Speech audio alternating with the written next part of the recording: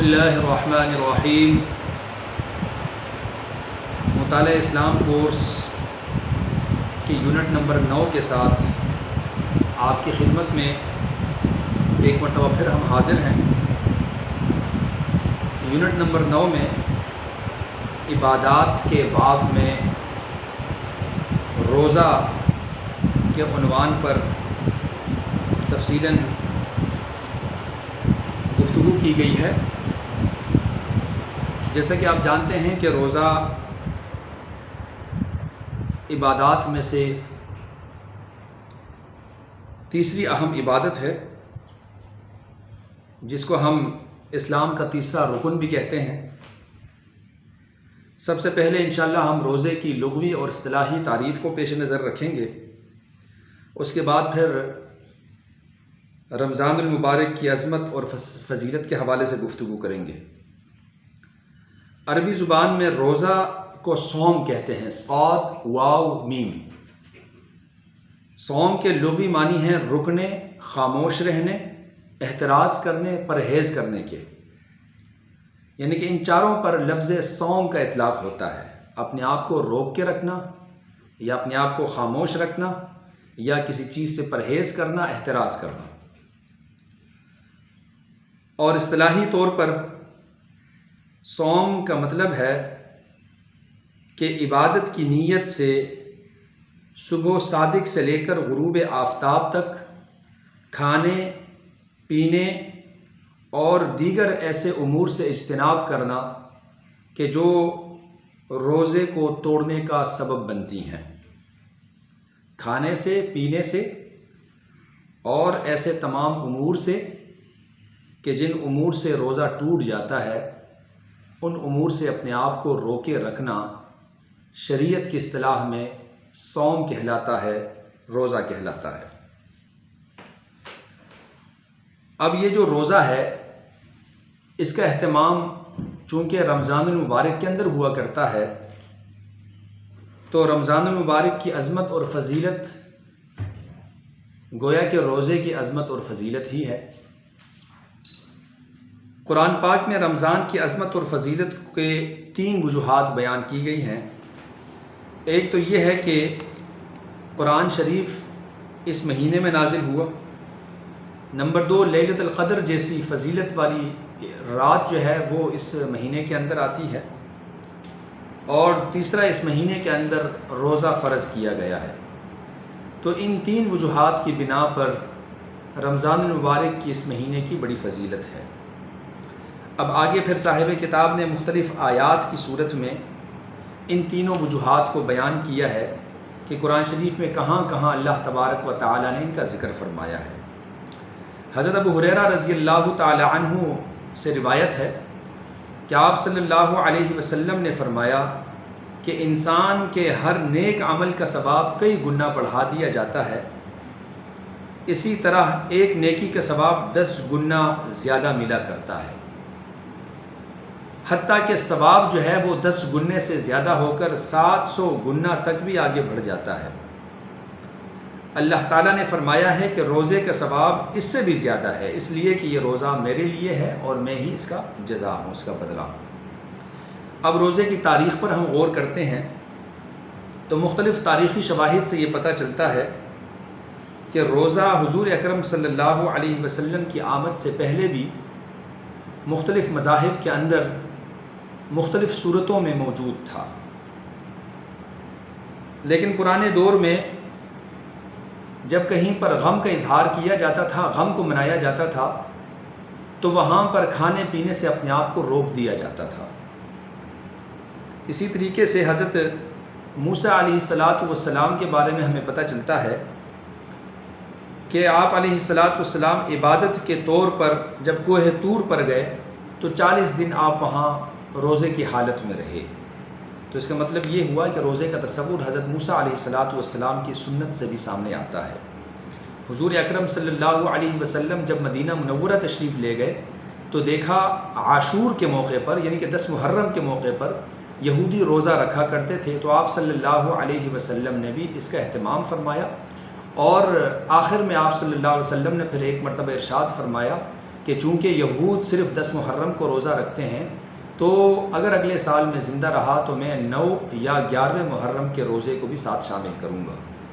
تو بہرحال اس سے یہ ضرور پتہ چلتا ہے کہ یہودیوں کے ہاں بھی روزہ کسی نہ کسی صورت میں موجود تھا۔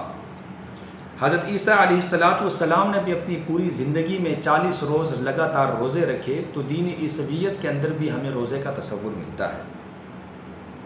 ہندوؤں کے ہاں بھی یہ ایک اہم عبادت کے طور پر اس کو سمجھا جاتا ہے۔ نیا چاند نکلنے کے 11ویں روز بعد اور پورے چاند کے 11ویں روز بعد ہندو مت کے اندر بھی روزے کا اہتمام کیا جاتا ہے۔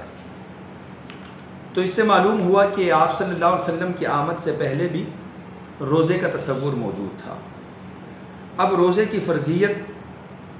کیسے ہوئی اور اس کے احکام کے اندر تدریج کیسے آئی،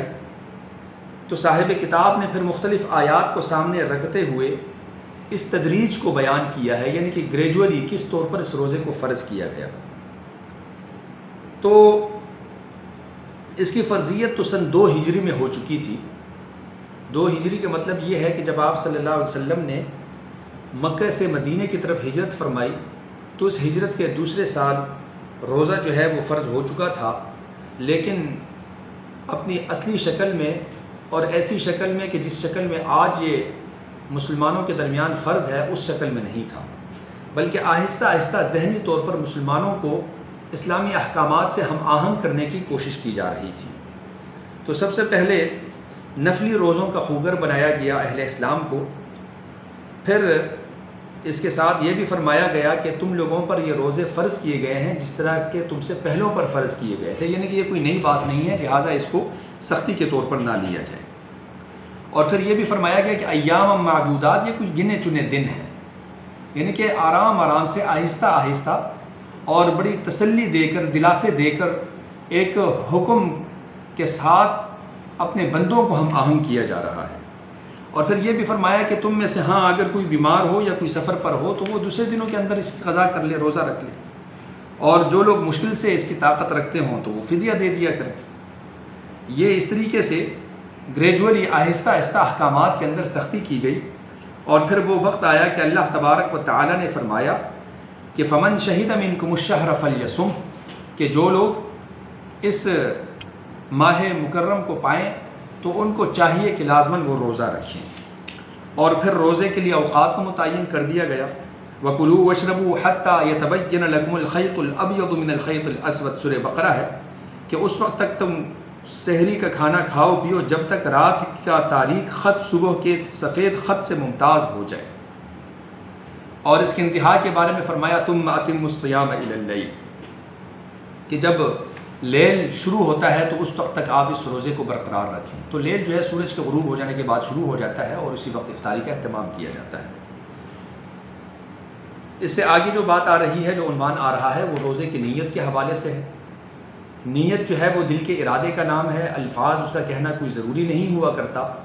تاہم اگر کسی کو وہم ہو کہ پتہ نہیں میری نیت صحیح ہوئی ہے یا نہیں ہوئی تو ایسا شخص جو ہے وہ نیت کے الفاظ کو اپنی زبان کے اندر بھی ادا کر سکتا ہے،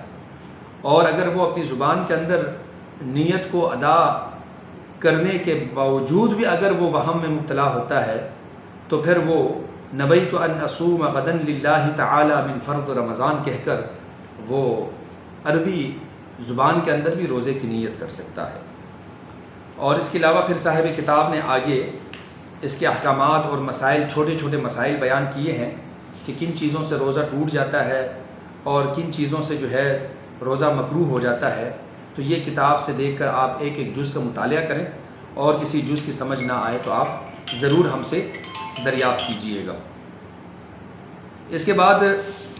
پھر صاحب کتاب نے، السلام علیکم،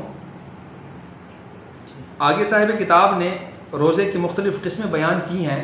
کہ روزہ کبھی کبھار کچھ روزے ہیں جو فرض کا درجہ رکھتے ہیں، کچھ واجب کا درجہ رکھتے ہیں، کچھ سنت کا درجہ رکھتے ہیں، کچھ نفل کا، کچھ مکروہ کا، کچھ حرام کا۔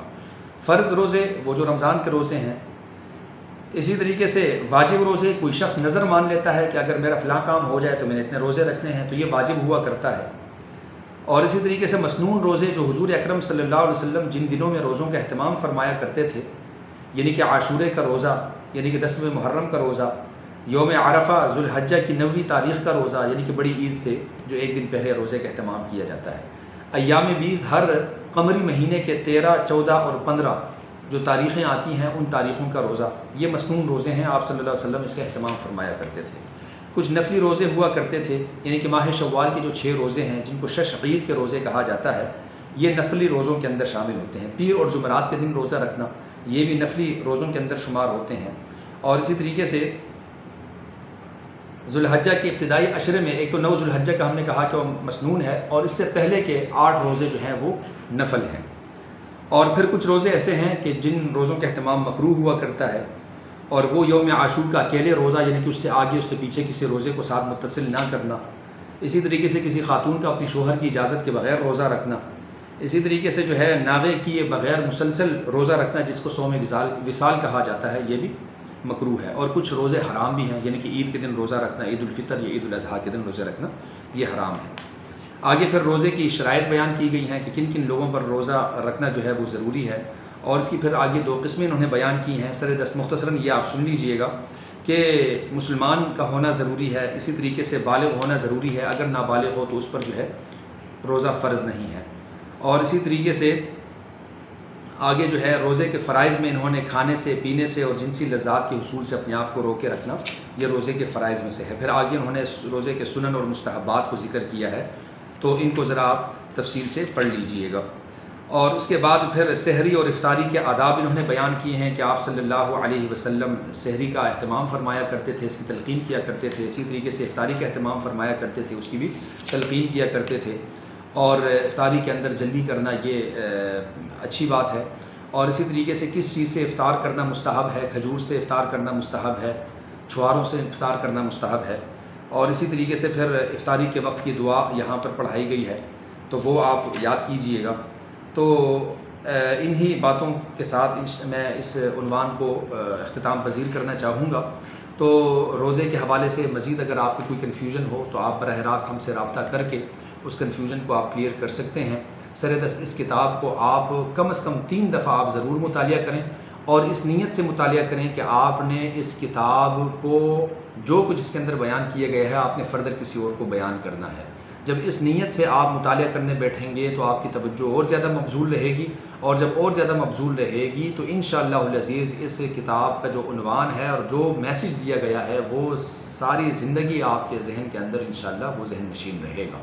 تو اللہ تبارک و تعالی ہم سب کو توفیق عمل عطا فرمائے۔ وآخر دعوانا ان الحمدللہ رب العالمین۔